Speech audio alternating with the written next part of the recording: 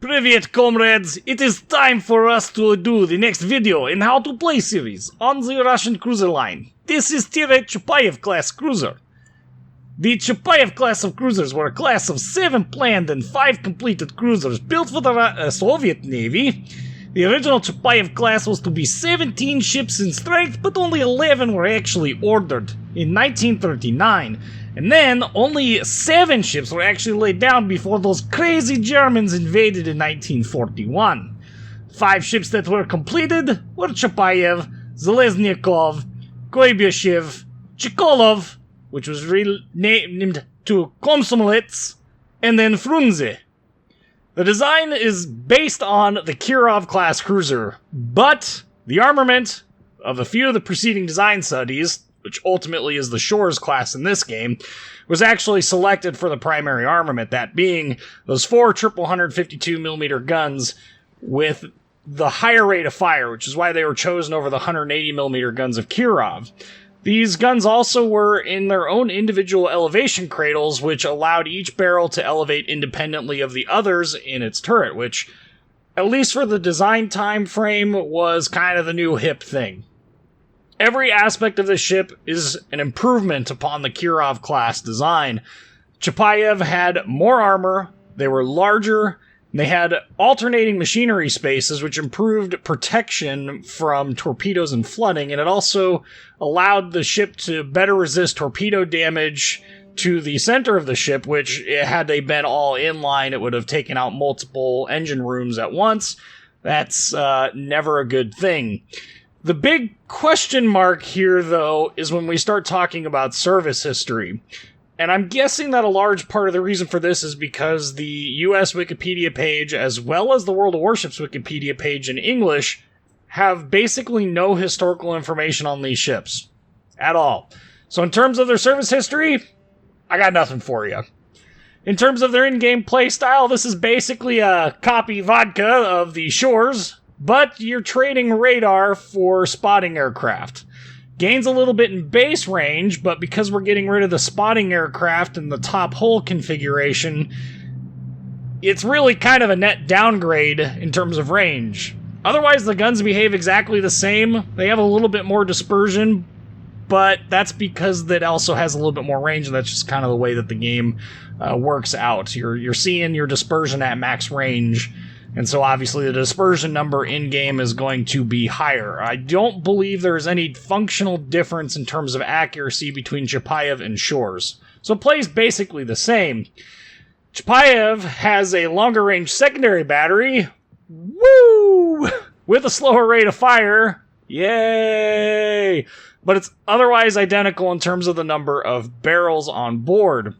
Chapayev also has less torpedoes. It has 2 triple launchers instead of 2 quadruple launchers, but it has a faster reload time, but the torpedoes are slower, but they do more damage. Same 4-kilometer range. And we're only talking about 5 knots difference. We're talking about blazing fast 70 knots versus blazing fast 65 knots. It really is practically no difference. So, in effect, we lose a torpedo, but we gain a little bit on the damage side of it. Chapayev does also have a pretty solid anti-aircraft suite compared to Shchors, but it still requires defensive fire to be useful. Again, most aircraft, aside from spotting planes and catapult fighters, are going to require defensive fire to shoot them down effectively. The biggest trade here between Shchors and Chapayev is that Chapayev is slower, turns basically the same turning circle. There's only a 10-meter difference between the two, and has a nearly 1 second longer rudder shift time. Chapayev only has a 1/10 of a kilometer better concealment, but it does get access to the Tier 8 module slot, which you can choose. The Concealment Systems Mod 1, if you would like. I've personally found, and we'll talk about this a little bit more, that when we get to the upgrades, that the concealment actually doesn't help this ship out nearly as much as the rudder shift does. No matter which one you choose, so long as you have Concealment Expert and Camo on, you will be able to use your radar while stealthed up. Woo!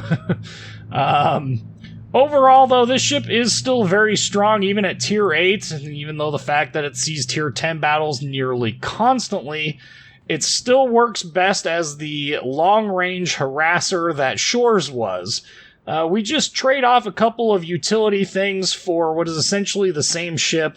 And, in terms of armor, okay, yeah, it's got more armor, but let's face it, Tier 7 to Tier 8.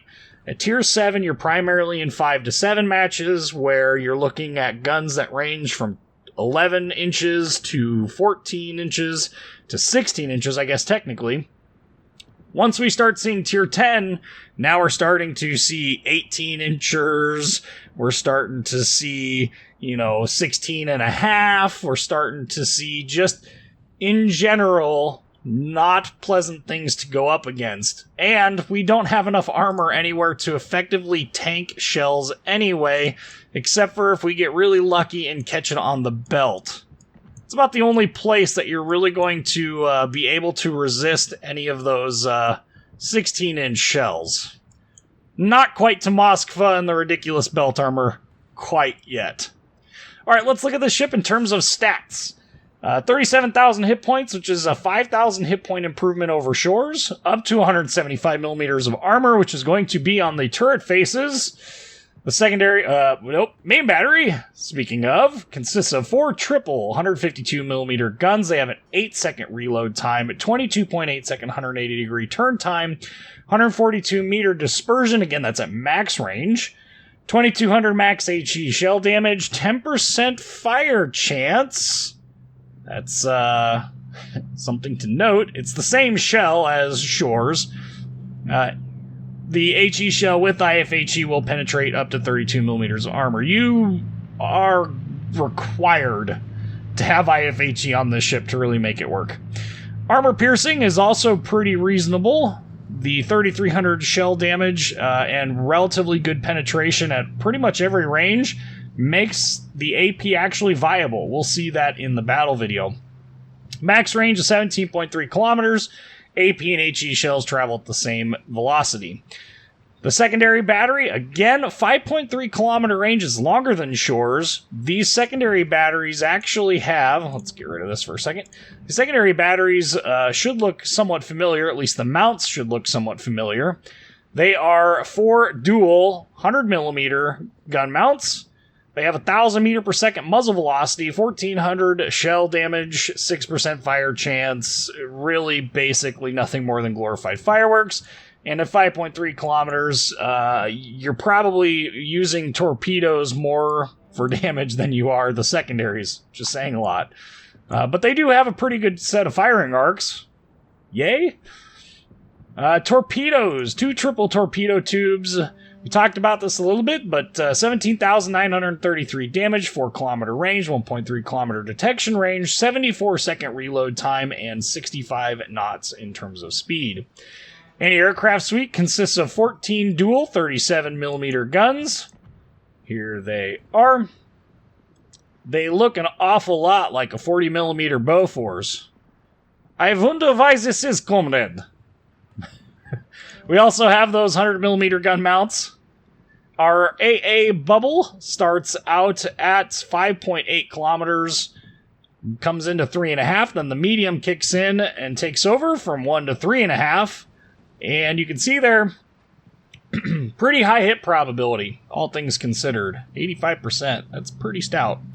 AA sector reinforcement of just 25% and 10-second reinforcement shift times. Max speed at 35.2 knots. That's going to be with the speed flag. Without it, it should be 33.5. 890 meter turning circle radius, 4.6 second rudder shift time. We'll talk about that. Concealment range, 11.6 kilometers by sea, 5.8 by air. It's time to talk about those upgrades, provided the game will actually switch. There we go. In the first slot, I'm running Auxiliary Armaments Mod 1. This is one of the first ships that I really feel that we can actually run this and get away with it. We finally have enough AA that it's worth keeping. You could take Main Armaments Mod 1 as well, but Auxiliary Armaments Mod 1 basically doubles the hit point pool of your anti-aircraft guns and secondaries. Main Armaments Mod 1 reduces the chance of your main battery becoming incapacitated by 20%, increases their hit point pool by 50%, and decreases the time it takes to repair them by 20%. It also does the same thing to torpedo tubes, but the torpedo tubes on this thing are basically useless. Not something that I would pick this for. If you're absolutely paranoid about detonations, which in cruisers are pretty rare, there's Magazine Mod 1 for the 70% reduction. I run Auxiliary Armaments Mod 1. In the second slot, I am running Propulsion Mod 1. This is going to reduce the chance of your engine being incapacitated by 20% and decrease the time it takes to repair the engine by 20%.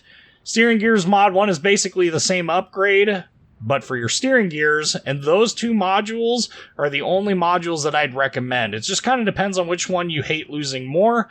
For me in a cruiser, I hate losing my propulsion system, so that's why I run Propulsion Mod 1. It's a lot easier for me to angle, even if my steering is completely jacked up, provided it got locked, I guess, at an angle. That's a fair observation. But these two things don't happen nearly as often as you'd think, but propulsion gets taken out a lot more than steering does. In the third slot, I'm running Aiming Systems Mod 1 for the 7% reduction in the dispersion of the main battery. This also increases the speed at which my torpedo tubes turn by 20%. Woo! As well as increasing the secondary battery firing range by 5%. Yay! And decreases the dispersion of the secondary battery by 5%. Yippa! AA Guns Mod 1, number of explosions by AA, long and medium range, +2. If you're going to run the ship as an anti-aircraft escort, I suppose you could run that to make it work. Would definitely not recommend secondary battery Mod 1, and the turrets turn plenty enough quick to make them work to the point where I don't think we need to take a 5% hit on the main battery reload time in order to get 15% faster turning turrets. In the fourth slot, I am running Steering Gears Mod 2 for the 20% reduction in the rudder shift time. That's extremely important, and with this upgrade, I still don't feel like this ship turns nearly as well as Shchors does, even though it has a 10-meter tighter turning circle radius, and the rudder shift times are within a second. Usually that's not a huge difference. You could run Propulsion Mod 2 if you're going to spend a lot of time behind an island, but as we talked about in the Shchors video, the muzzle velocity on the 6-inch guns is high enough that you're not going to be able to sit behind islands nearly as effectively as, say, a US light cruiser or the Royal Navy light cruisers, which benefit from this mod quite heavily. So, in my opinion, I wouldn't take this. Damage Control Systems Mod 2 is great for battleships, not for cruisers. In the last slot is probably the two most... I hesitate to call it controversial, because this discussion is really going to depend upon your playstyle. If you take Concealment Systems Mod 1, you get a 10% reduction in the detection range of your ship, which drops you down to right around 10-ish, 10-2, 10-3, somewhere in that range. It also gives you 10% detection range when it comes to a reduction by 10% in detection range by air. Yay. And it also increases the dispersion of shells fired at you by 5%. Okay, good case can be made for that. However, with how sluggish the steering is on this ship, I really feel that this ship needs Steering Gears Mod 3 to play the most effectively. This is especially true if you play this ship at all in the mid-range. If you can sit at max range all game long and just burn down, the grosser curve first that's in sight for the entire match, more power to you. Me, I can't do that. I gotta get a little bit closer. I gotta make the changeover from Shchors to Chapayev, the matchmaking change, the loss of the spotting aircraft. I gotta make that work. And even at 17 kilometers, I still feel like this ship's steering lets it down, and it takes way more damage with the slow rudder shift time when you have Concealment Systems Mod 1 versus when I had Steering Gears Mod 3. So for me, this was more of a survivability thing. It actually helps me avoid taking more damage than you would normally get, but I also like to play a little bit more up close and personal with my cruisers, which probably explains why I dislike so many of the Russian cruisers. The only other thing that we really have to talk about is we do have Surveillance Radar 2. It does go to 11.7 kilometers, but it only lasts 20 seconds. Now, you can get the radar upgrade module. I don't remember where it goes. I could have swore I had one. I must not.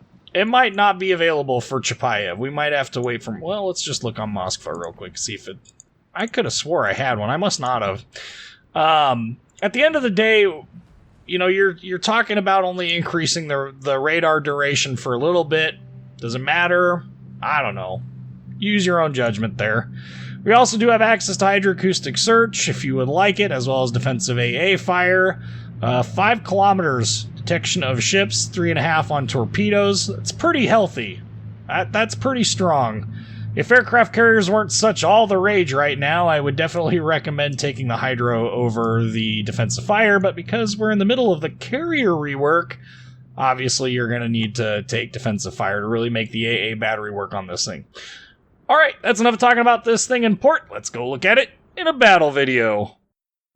Alright, so in this battle video, we're going to be looking for a couple of things. We're going to be looking for how we can use Chapayev to actually get into radar range, and how best to effectively use cover to work angles on ships that need to be radared. Say, you know, those cute little lolly boats that float around, and boy, do we have some of them in this game. Match is Northern Lights. We are in a 7 through 9 match. Kind of a rare match in the terms of matchmaking, especially in this day and age in which tier 10 population is pretty high. I do remember times in which getting into a tier 10 match felt like an eternity, so curious now we're seeing a 7 to 9 match. That's alright though. In terms of overall play style, you know, again, we're just like Shchors in that we are best played in the mid to long ranges. But sometimes you have to get a little frisky with just how aggressive you get. It's very easy to be extremely passive in this ship because you do have access to long range. You do have access to relatively high fire starting chance. You do have access to 12 barrels with relatively high rate of fire. Like U.S. cruisers, it's very tempting to just sit in one place and just burn things, or sit at max range and burn things and do one thing. So I like to push myself a little bit, and yeah, this isn't a bad match. It's not the best match that I recorded. I actually had a match that I had recorded, but the last part of it had gotten so garbled up because the game decided it was going to puke its guts out that I couldn't really justify using that video. Plus, I made a huge mistake, and we don't want to show those off because everybody knows YouTubers choose, you know, their best battle videos to paint the ship in the best possible light, right? I'd like to hope that you guys know better than that when it comes to my videos. I'm generally pretty honest when I am frustrated with ships. All you have to do is go find my original How to Play Colorado video, and I pretty much hate on the thing the entire time. Anyway, I digress. So, Northern Lights is a good map. I really do enjoy this map, and I'm glad to see that North, at least in some way, has managed to retain this original configuration. Right off the bat, we got a Baltimore shooting. Generally speaking, wouldn't recommend doing this, but I'm feeling a little risky here. Plus, what are the chances of there being a destroyer in the area to really effectively spot me? You can see we do pretty decent damage there. You know, that first salvo was 2,000 damage. Then we followed it up with like a 700 damage shot, but we'll start to see some good damage here fairly soon. We've got ourselves a Kizuki. She decides she's going to smoke up, but surprise! We've got radar, and we're headed to this island. This is actually a really, really awesome spot if their team does what this team does, which is basically run off and go the other way. You can see we're 5,000 damage in a salvo there. Going to continue firing in smoke, praying we get some hit. Ooh, no. Okay, front turrets are masked. Rear turrets are just barely able to get over. No damage. That means Akizuki is moving backwards, so we need to adjust our aim point back. And there you can see we got a hit. And we're just going to keep blind firing into the smoke. I mean, why not? I wish we had a longer duration radar, but we don't. And as you can see, she's gone. She's out of range. She's probably behind that island there, and we won't be able to see her. So, back to the trusty old Baltimore, a ship that is a shell of its former self. It's amazing what the heel did for that ship. It really did make it quite fun to play. I think, anyway, but I realize some people didn't really care for it. We'll throw some rounds out at the shores. This, like I said, this is a pretty good place to play, especially if you've got a destroyer that likes to pop smoke here and obscure basically their whole team from finding you. And no one on their team actually pushed. Also, point that Akizuki is dead, so not a huge concern there. So now we got a couple of choices. We could follow Atago and go to the west, which is what we will do, or we can risk going to the east of this island and getting raffle stomped by everything, I'm guessing. Yep, we'll go this way. It looks like their team is going to go the other way, so we can afford a little bit of fun in the sun over here. Ooh, got some hits there on, I believe that was the Buffalo? Might have been the Baltimore. We also have Friedrich der Grosse here, and so we will engage him. He's really not moving that fast. It's alright. Okay, we need to slow down, come to a complete stop. The Friedrich der Grosse, if you get shots that land in the superstructure, is you can get a lot of damage off of one, but when you're in this position and you're trying to not get taken out by a York or a Tago, it can be a little frustrating. Plus, look at those shell pen, the shell shatters. Even with IFHE, still just not quite enough to really get the full effect. Incoming shells from the York. Angling does its best. I'm going to shoot at the York for being a jerk face. And then we're going to rotate our guns to the left, and we are going to proceed back towards the cap. Now this Akizuki, I'm guessing, is headed towards the C cap, so we can put ourselves in a pretty good place to kill her. And things could shake out interestingly. Who knows what's going on? The east looks, man, it looks rough. This match has actually surprisingly started off pretty slow. 6 minutes in, we're only 17,607 damage. Like Shchors and Bugioni, this ship does have a wee bit of a damage over time play style. It's not you're not going to see the big numbers that you saw in like Kirov when you got a lucky and stupid broadside cruiser, or in like Bugioni or Shchors, in which you delete an emerald outright in one full salvo of AP because he goes broadside to you at 6 kilometers. You will still see those big damage numbers if you are using AP. However, if you're using HE only and staying at longer ranges, you will most likely be forced into a playstyle that is pretty passive. You can see we've not taken a whole lot of damage. We're not taking a lot of damage. We're also not tanking a lot of damage. We're only up to 132,000. That's not a big number. Okay, so we shot those at the Friedrich der Grosse, and he managed to disappear. So now we are going to shoot at the Buffalo. The Friedrich der Grosse is still there, but we want to keep shooting at the Buffalo. Look at that, 3,600 damage on a cruiser. I think we can kill this guy. Let's keep him on the run. And we got to worry about the islands too, because if he gets too far away, we won't be able to hit him. And it's not like we have 1,400 damage. He's got 242 hit points left. Oh, all it's gonna take is like a breath, and poof. Oh well. We'll keep pushing though. There's the Friedrich der Grosse.